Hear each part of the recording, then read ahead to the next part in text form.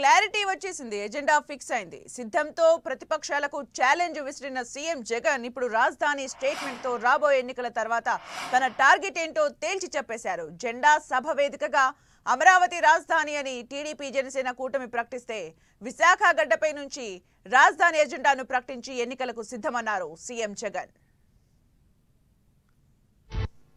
My stay would be in Vizag.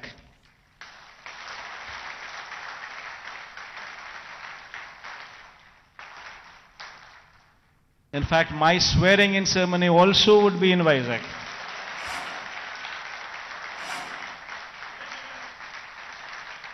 This is my commitment. మళ్లీ గెలుస్తున్నా విశాఖలోనే ప్రమాణం చేస్తా, విశాఖ నుంచే పాలన కొనసాగిస్తా అంటూ ముఖ్యమంత్రి జగన్ మరోమారు విస్పష్ట ప్రకటన చేశారు. కొద్ది రోజుల్లో ఎన్నికలు జరగబోతున్నాయిగా సీఎం జగన్ ప్రకటన రాష్ట్రంలో హాట్ టాపిక్ గా మారింది.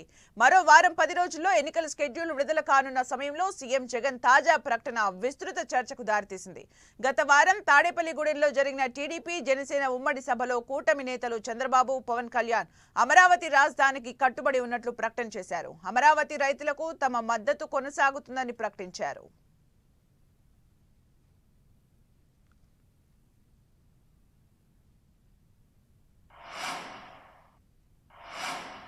కష్టాలున్న రాష్ట్రం, రాజధాని లేని రాష్ట్రం, పరిపాలన అస్తవ్యస్తంగా ఉన్న రాష్ట్రం,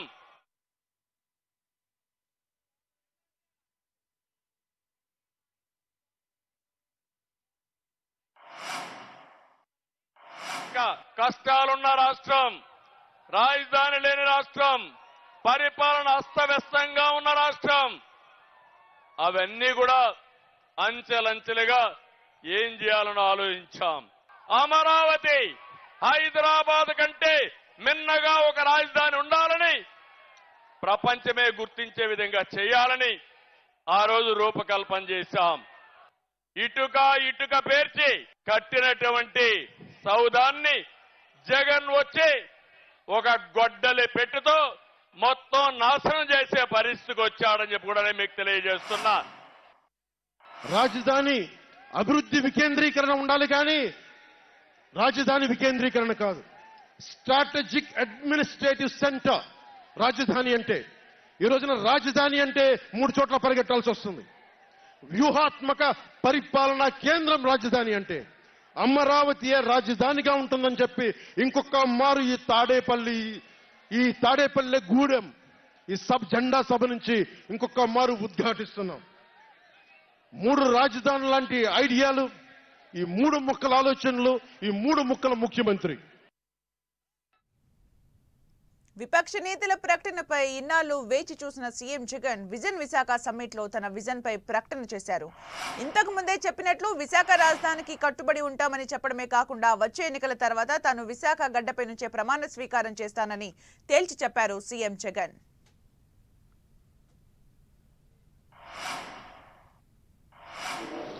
To invite you to Visakhapatnam, which is going to be our capital in the days to come. I myself would also be shifting over to Visakhapatnam in the months to come as well. And we are organizing this global summit, investor summit in Visakhapatnam on March 3rd and 4th. And I take this opportunity to personally invite all of you to this summit in Visakhapatnam and request all of you to not only come over there but also put in a strong good word to your colleagues abroad to come and visit us, see for themselves how easy it is to do business.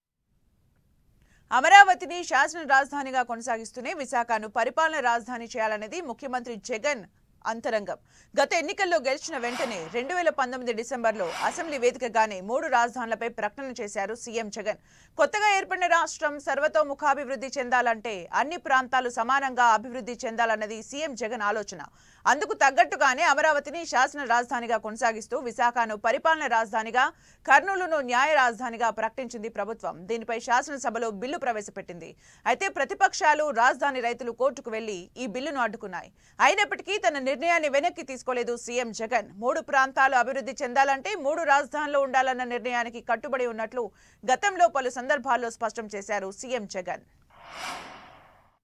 రాజధానుల బిల్లులు ప్రవేశపెడుతున్న సందర్భంలో మన ప్రభుత్వం ఏదైతే చెప్పిందో ఆ మాటకు మన అందరి ప్రభుత్వం నేటికి కూడా కట్టుబడి ఉంది అని చెప్పి మరొకసారి కూడా సభ ద్వారా తెలియజేస్తాం. కేవలం 10,000 కోట్ల రూపాయలు విశాఖపట్నంలో పెడితే చాలు, విశాఖపట్నాన్ని ఎక్కడికో తీసుకొని పోగలుగుతాం మనం. ఎందుకంటే అధ్యక్ష, విశాఖపట్నంలో ఆల్రెడీ రోడ్స్ ఉన్నాయి, ఆల్రెడీ డ్రైనేజ్ ఉంది, ఆల్రెడీ నీళ్లు ఉన్నాయి, ఆల్రెడీ కరెంట్ ఉంది. ఇటువంటి బేసిక్ ఇన్ఫ్రాస్ట్రక్చర్ మీద నువ్వు పెట్టాల్సిన పనుల ఇక మెరుగులు దిద్దే దానికోసం మాత్రమే డబ్బులు కాస్త కూస్తో పెట్టాలి. గ్రోత్, న్యాచురల్ గ్రోత్ పరంగాను ఇంకొకటో Visakhapatnam is the biggest. Amaravati రాజధాని నిర్మించాలంటే 1,00,000 కోట్ల రూపాయలు అవుతుందని, అన్ని రకాల వసతులు కొత్తగా సమకూర్చుకోవాల్సి ఉంటుందనేది ప్రభుత్వ వాదన. అదే విశాఖ రాజధాని అయితే కొద్ది కాలంలోనే విశ్వనగరంగా అభివృద్ధి చెందే అవకాశం ఉంటుందని వైసీపీ ప్రభుత్వం చెబుతోంది. విశాఖలో అంతర్జాతీయ విమానాశ్రయంతో పాటు రాజధానికి కావాల్సిన సకల సౌకర్యాలు ఉన్నాయని, అందుకే విశాఖను రాజధానిగా చేయాలనే నిర్ణయాన్ని 6 నూరైనా అమలు చేద్దామని భావిస్తున్నారు సీఎం జగన్.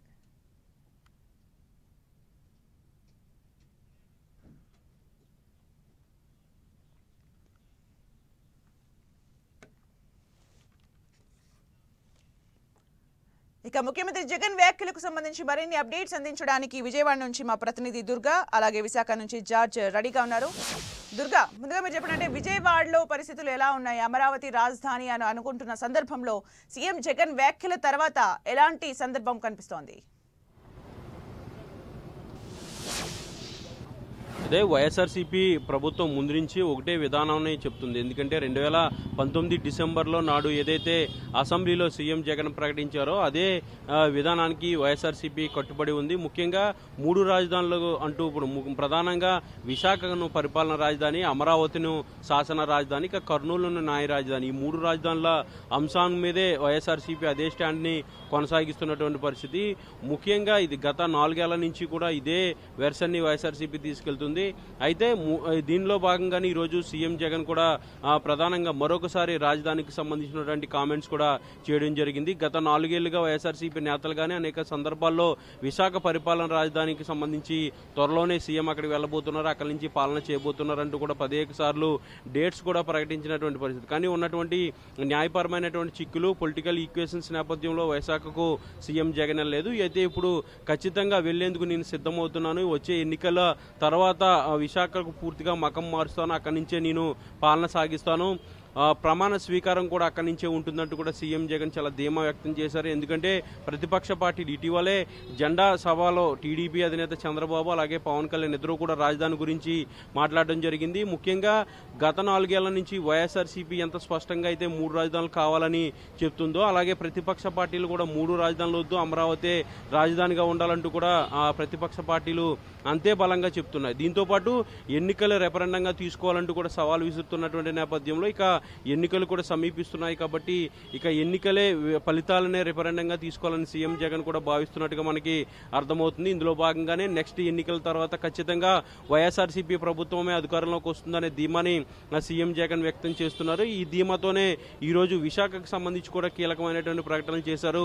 ప్రధానంగా వచ్చే ప్రభుత్వం ఏర్పాటు అంతా కూడా విశాఖలోనే ఉంటుంది, అక్కడి నుంచే పాలన సాగిస్తాను, అక్కడే నివాసం ఉంటానంటూ కూడా ఆయన చేసినటువంటి ప్రకటన ఈరోజు ఒక్కసారిగా పొలిటికల్ సర్కిల్లో హాట్ టాపిక్ గా మారింది. ఇక అమరావతికి సంబంధించి కూడా ఆయన గతంలో ఏదైతే చెప్తున్నారో అదే విషయాన్ని మరోసారి ఈరోజు చెప్పడం జరిగింది. అమరావతికి నేను వ్యతిరేకం కాదు, అమరావతిలో ఉన్నటువంటి ఆ ప్రాంతానికి నేను వ్యతిరేకం కాదు, ఇక్కడ శాసన రాజధాని ఏర్పాటు చేసి తీరుతాము, ఇక్కడ అభివృద్ధి కూడా చేస్తాము, దానికి సంబంధించినటువంటి చిత్తశుద్ధితో ముందుకు వెళ్తామంటూ కూడా మరొకసారి సీఎం జగన్ ఈరోజు విశాఖలో జరిగినటువంటి విజన్ విశాఖ సమ్మిట్ లో మరోసారి చెప్పడం జరిగింది. ఒక పక్క విశాఖ పరిపాలన రాజధానిగా ఎందుకు ఉండాలి, ఉంటే ఎలాంటి అవకాశాలు ఉంటాయి, ఎలాంటి పాసిబిలిటీస్ విశాఖకు ఉన్నాయి. హైదరాబాద్, బెంగళూరు, చెన్నై వంటి నగరాలను దీటుకోవాలంటే విశాఖతోనే సాధ్యమవుతుంది.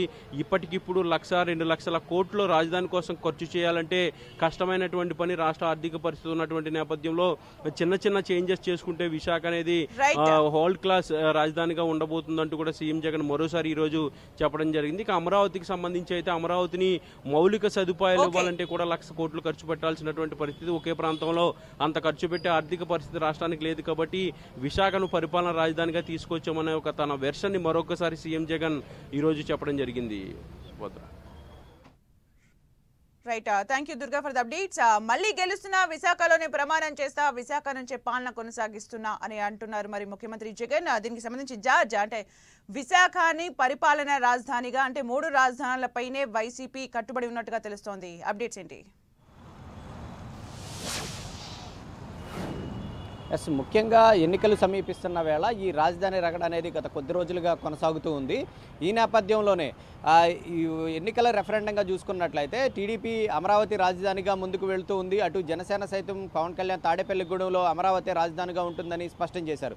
అయితే ఈ వ్యాఖ్యల నేపథ్యంలో ఈరోజు విజన్ విశాఖ కార్యక్రమంలో సీఎం జగన్ సైతం కూడా ఆయన వైఖరిని కూడా స్పష్టం చేశారు. విశాఖే రాజధానిగా ఉండబోతుంది. వచ్చే ఎన్నికల్లో నేను గెలిచిన తర్వాత ఇక్కడే ప్రమాణ స్వీకారం చేస్తున్నా. ఎన్నికల తరువాత ఆంధ్రప్రదేశ్ పరిపాలన రాజధానిగా విశాఖ కొనసాగుతుంది. అంతేకాకుండా అమరావతి సైతం కూడా శాసనసభ రాజధానిగా కొనసాగుతుందంటూ కూడా ఆయన చెప్పడం జరిగింది. అంటే ముఖ్యంగా చూసుకున్నట్లయితే కనుక మొదటి నుంచి కూడా అంటే 2009 అసెంబ్లీలో ప్రకటించిన దగ్గర నుంచి కూడా విశాఖ రాజధానిగానే చెప్తూ ఉన్నారు. ముఖ్యంగా చూసుకున్నట్లయితే కనుక విశాఖ ఆల్రెడీ అభివృద్ధి చెందిన నగరం కాబట్టి ఇక్కడ కొన్ని మౌలిక సదుపాయాలు కల్పించినట్లయితే కనుక దీన్ని వరల్డ్ క్లాస్ స్థాయిలో నిలబెట్టవచ్చు. ఎందుకంటే ఇటు హైదరాబాదు, బెంగళూరు, చెన్నై లాంటి నగరాలకి ధీటుగా విశాఖ నగరం అభివృద్ధి చెందవచ్చు అనేది వారి భావన. ముఖ్యంగా ఇప్పుడు చూసుకున్నట్లయితే కనుక 2019లో ఏదైతే అమరావతికి రాజధానిగా ప్రకటించిన తర్వాత అప్పటి నుంచి కూడా అక్కడ మౌలిక సదుపాయాలు కల్పించాలంటే 2 లక్షల కోట్లు అవుతుందని అంచనా వేస్తూ ఉన్నారు. అప్పటి నుంచి పనులు ప్రారంభించినప్పటికీ కూడా అది 2 లక్షల కోట్లకు నుంచి 10 నుంచి 15 లక్షల కోట్ల వరకు కూడా అయ్యే ఛాన్స్ ఉంటుంది. ఎందుకంటే వ్యయ భారం అనేది పెరిగే అవకాశం ఉంది కాబట్టి అంత ఖర్చు చేసే పరిస్థితి లేదు. అదే కనుక 10,000 కోట్లు లేదంటే 1,00,000 కోట్లు కనుక ఈ విశాఖపట్నంలో కనుక పెట్టినట్లయితే కనుక వరల్డ్ క్లాస్ అంటే ప్రపంచంలోనే అత్యధిక అభివృద్ధి చెందిన నగరంలో విశాఖ నగరాన్ని నిలపొచ్చు అనేది చెప్తూ ఉన్నారు. ఇప్పటికే చూసుకున్నట్లయితే 1,05,000 కోట్లతో పలు అభివృద్ధి కార్యక్రమాలు సైతం కూడా చేపట్టారు. అంతేకాకుండా భవిష్యత్తులో మరిన్న కార్యక్రమాలు సైతం కూడా చేపట్టబోతున్నట్లు సీఎం జగన్మోహన్ రెడ్డి చెప్పడం జరిగింది. ఇప్పటికే ఇటు ఏదైతే ఈ భీమిలి నుంచి చెన్నై వరకు కూడా 6 లైన్ బీచ్ కారిడార్ అయితేనేమి కానీ, మెట్రో రైలు ప్రాజెక్ట్ అయితేనేమి కానీ, కనెక్టివిటీలకు సంబంధించి చూసుకున్నట్లయితే కనుక ఇటు ఎయిర్ రైలు అలాగే పోర్ట్ కనెక్టివిటీలకు సంబంధించి కానీ అన్ని విధాలుగా కూడా విశాఖపట్నం అభివృద్ధి చెందింది. అంతేకాకుండా అండర్ గ్రౌండ్ కరెంటు సైతం కూడా ఇక్కడ ఉంది. అన్ని మౌలిక సదుపాయాలు ఇక్కడ ఉన్నాయి. ప్లగ్ అండ్ ప్లే అంటే ఇక్కడ వచ్చి పరిపాలన చేయడానికి అన్ని సౌకర్యాలు ఉన్నాయి కాబట్టి ఇక్కడి నుంచే పరిపాలన చేయడానికి తాను అనుకూలంగా ఉన్నట్లు కూడా మరొకసారి ఆయన స్పష్టం చేశారు. నేను వచ్చే ఎన్నికల్లో గెలిచిన తరువాత ఇక్కడే ప్రమాణ స్వీకారం చేసి ఇక్కడి నుంచే పరిపాలన కొనసాగిస్తామని చెప్తున్నారు. మరొక వైపు అమరావతికి సంబంధించి కూడా ఆయన ఒక క్లారిటీ ఇచ్చారు. ఎందుకంటే అమరావతి పట్ల మాకు ఎటువంటి ద్వేషం లేదు, అమరావతిని మేము ఎప్పుడు కూడా వ్యతిరేకించలేదు, కానీ అమరావతిని సైతం కూడా మేము అభివృద్ధి చేస్తాము. ఖచ్చితంగా అది శాసనసభ రాజధానిగా కొనసాగుతుంది. అలాగే కర్నూలు శాతం కూడా జయశాఖ కూడా కొనసాగుతుంది. ఎందుకంటే ఇప్పటికే మనం ఆంధ్రప్రదేశ్ విభజన సమయంలో చూసుకున్నట్లయితే హైదరాబాద్ లాంటి మహానగరాన్ని మనం కోల్పోయాము. ఎందుకంటే అక్కడంతా కూడా పరిపాలన అంతా కూడా ఒకే చోట పెట్టడం వల్ల అది మహానగరంగా అభివృద్ధి చెందింది. కానీ ఇంకా ఎక్కడ చోట అభివృద్ధి జరగలేదు. ఖచ్చితంగా ఆంధ్రప్రదేశ్ అభివృద్ధి చెందాలంటే ఈ 3 ప్రాంతాలు సైతం కూడా రాజధానిగా ఉండాలి. ఈ 3 ప్రాంతాలు అభివృద్ధి చెందాలి. ఈ పరిపాలన వికేంద్రీకరణ జరగాలనేది వైసీపీ చెప్తుంది. ఖచ్చితంగా విశాఖ నుంచే పరిపాలన కొనసాగిస్తానంటూ కూడా సీఎం జగన్ మరొకసారి అల్టిమేటం చెప్పారు. Okay, thank you George for the updates. మొత్తానికి సీఎం తాజా ప్రకటనతో 3 రాజధానులు వర్సెస్ అమరావతి రాజధాని అంశం చుట్టూనే రాజకీయం కొనసాగే పరిస్థితి కనిపిస్తోంది.